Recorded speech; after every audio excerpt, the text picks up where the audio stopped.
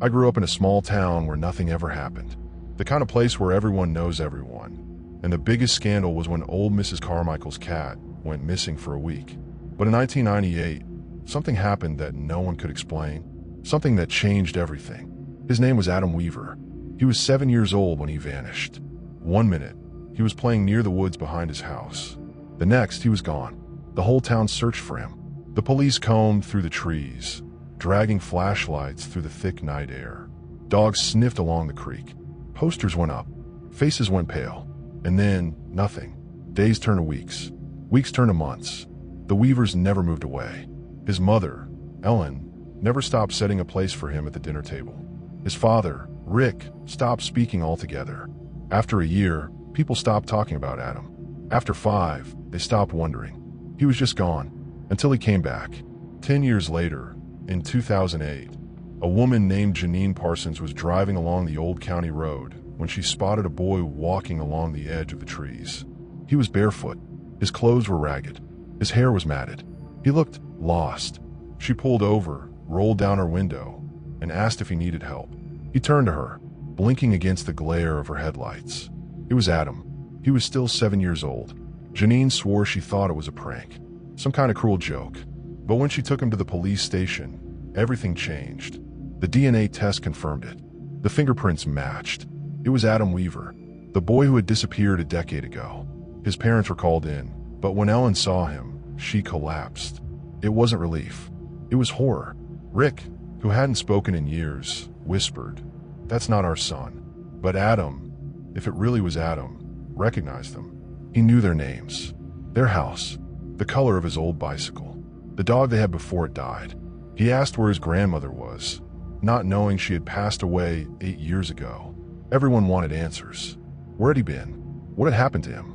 But Adam didn't understand the question. He said he had only been gone for a few hours. Doctors ran every test they could think of. There was no sign of malnutrition, no evidence that he had been living rough. His teeth were still baby teeth. His growth had been completely stunted. His mind was frozen in time. But there was something else. Every night, Adam would wake up screaming.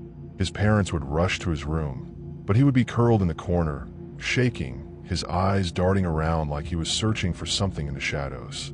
Sometimes, they would find him standing at the window, whispering to the trees. One night, his mother caught a few of his words. "They're coming back for me." Then, the marks appeared.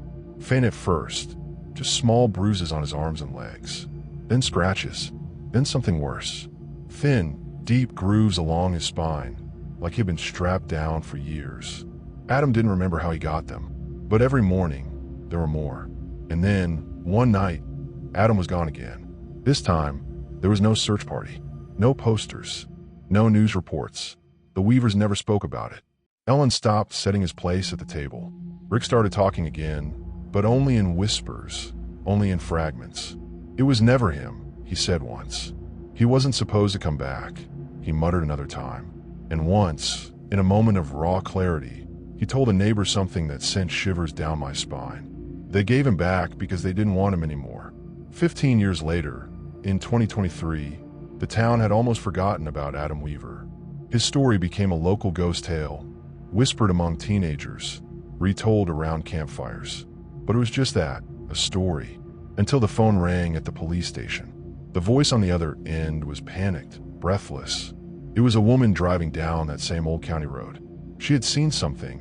A boy walking along the tree line, barefoot, wearing ragged clothes, his hair matted. The same description. The same boy. Adam Weaver had returned again. But this time, something was different. The officers who arrived on the scene saw a boy standing in the shadows, unmoving. His eyes were wide, unblinking. But when they called out to him, he turned his head, just slightly, just enough for them to see his face. He wasn't 7 anymore. He was older, much older than he should have been. The child who had vanished in 1998, returned in 2008, still the same age, was now standing before them again in 2023, looking like a man in his 30s. His skin was pale, his features gaunt, but it was undeniably him. Adam, the boy who was taken, the boy who was returned, the boy who had aged somewhere else. When they brought him in, he was eerily quiet. He barely spoke, except for one thing. One repeated whisper under his breath, over and over again. They let me go, but they're coming back for someone else. He wouldn't say who. He wouldn't say why. But that night, someone else disappeared. And this time, they never came back. The Weavers were long gone, their house abandoned and falling apart. But the town knew one thing. Adam's story wasn't over.